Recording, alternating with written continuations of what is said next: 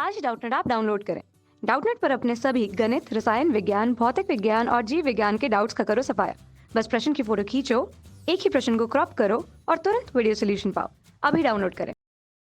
Hello friends, हमारा question है समांतर चतुर्भुज ए बी सी डी के विकर्ण बी डी पर दो बिंदु पी और क्यू इस प्रकार स्थित है कि डी पी बराबर बी क्यू है।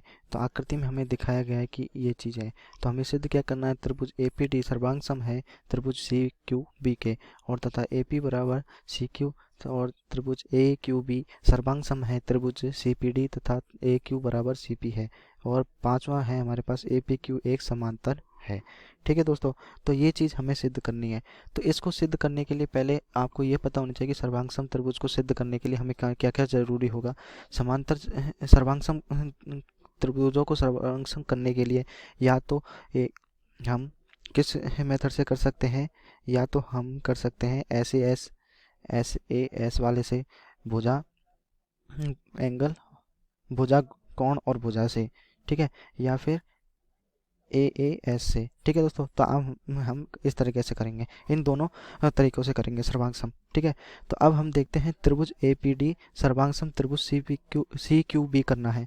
तो हम चित्र की सहायता लेंगे। ठीक है दोस्तों, तो हमारा चित्र क्या कहता है कि जो हमारा त्रिभुज कौन कौन सा है, ए पी डी कौन सा है ये देख लीजिए। ये हमारा ए पी डी है, ए पी डी, और एक है हमारे पास बी क्यू सी, ये है हमारे पास बी क्यू सी। ये दो त्रिभुज है।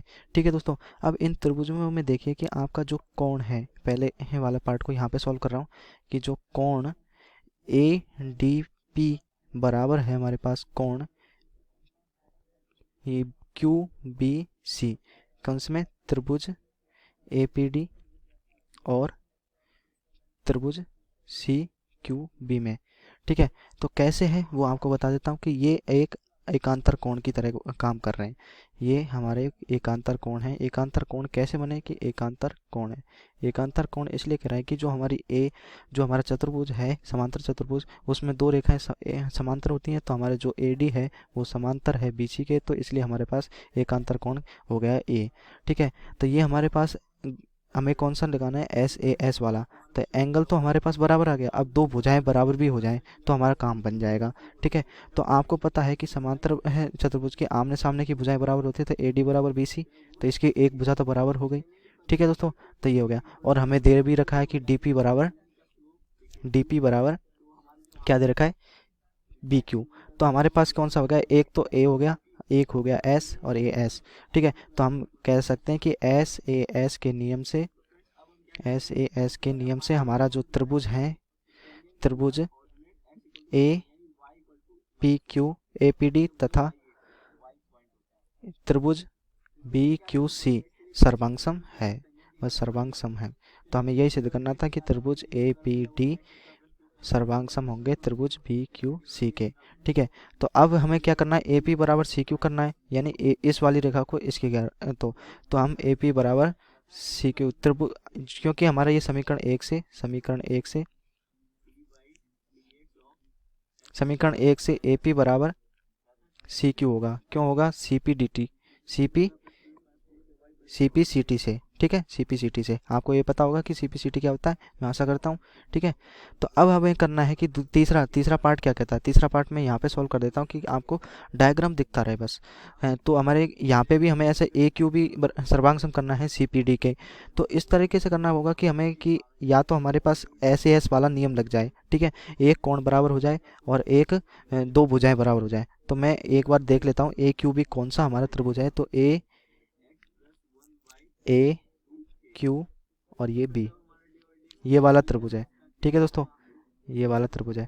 और दूसरा त्रिभुज कौन सा है, सी पी डी।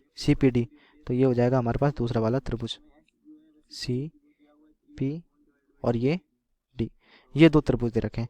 ठीक है दोस्तों, तो अब इन दो त्रिभुजों में हम निकालते हैं कि क्या क्या बराबर है क्या क्या नहीं है।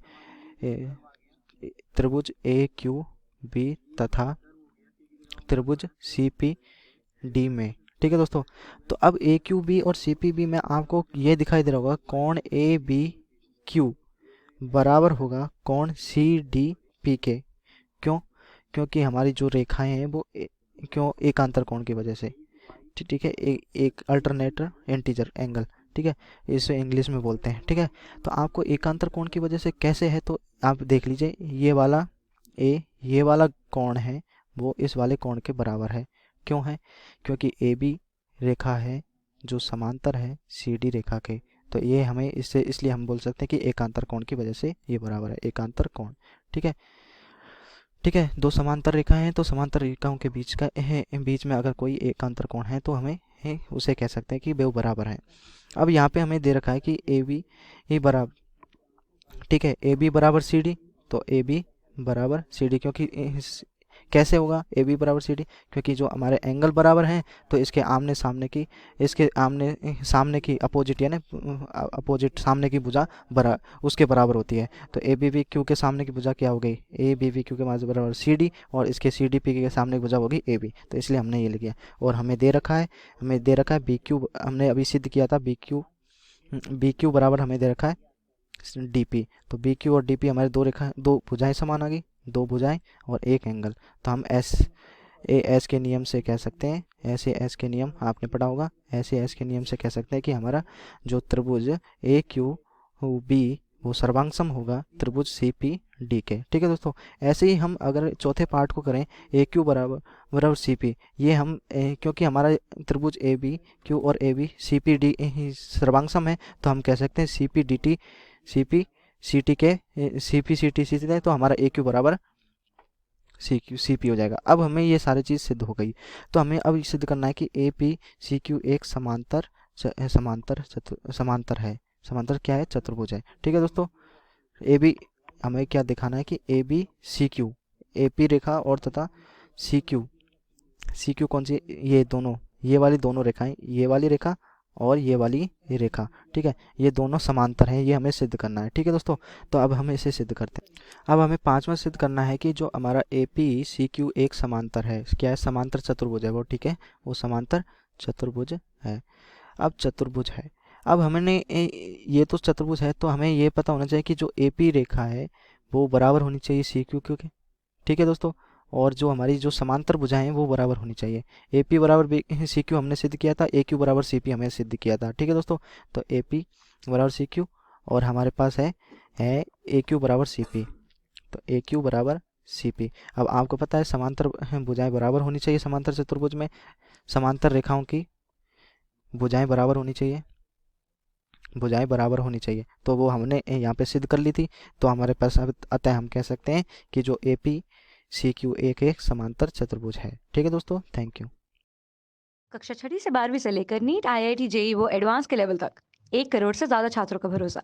आज ही डाउनलोड करें डाउटनेट ऐप या व्हाट्सएप करें अपने सारे डाउट्स 8400 400 400 पर।